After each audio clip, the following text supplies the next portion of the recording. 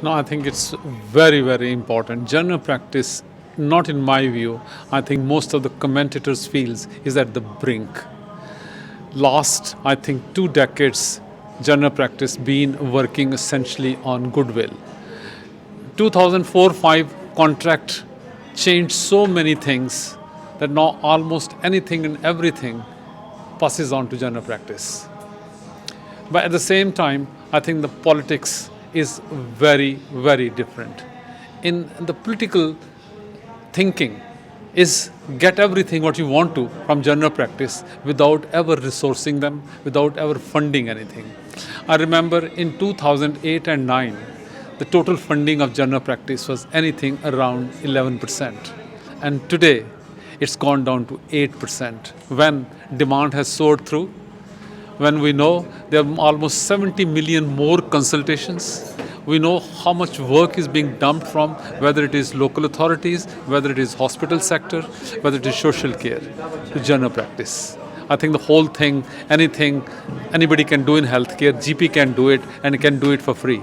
So time has come when now we're seeing GP trainees, they are literally leaving the profession.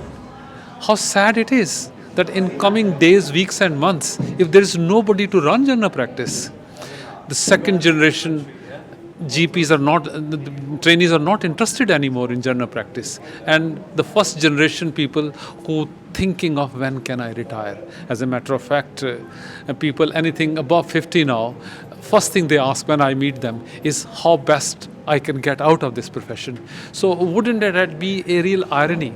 Wouldn't that be absolutely disaster that in next 4 or 5 years we don't have GPs to run the service? I think that's the kind of message we want to give to the government, that don't ignore us, don't underfund us. We are very tired and exhausted and we can't cope anymore. What kind of solutions would you like to see LMC leaders here today considering to take forward to try and resolve this crisis? One message got to go very loud and clear is that if you go on this route, politicians, there won't be any GPs left to run the NHS.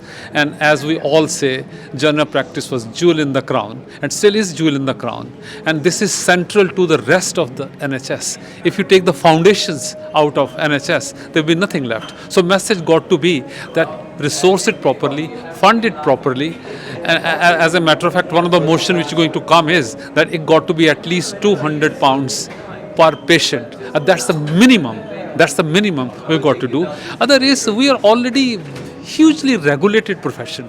And I think this so-called big elephant in the room is the CQC. In my view, it's not necessary, it's not doing its job, it's not improving healthcare. If anything, it is undermining it.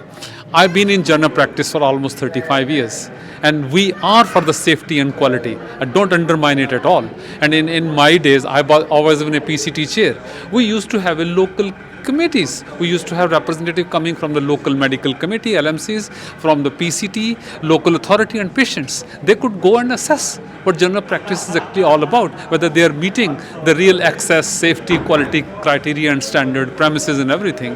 And that didn't cost general practice that much, that didn't cost the government much. And now we have this so-called white elephant which costs so much, and that cost are also being passed on to general practice. I think high time that this so-called very big factor of regulation got to be streamlined, where we really get what we really want to get out of the general practice.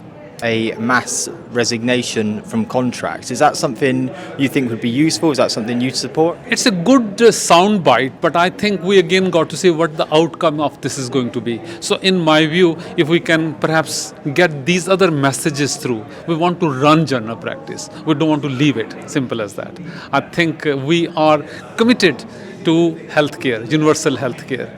What we want is general practice to survive, not to abandon it, not to leave it. Though we are at the brink now, it's very tempting that it can't go on, let's all walk out of it. But I don't think the grassroots GP wants to do that.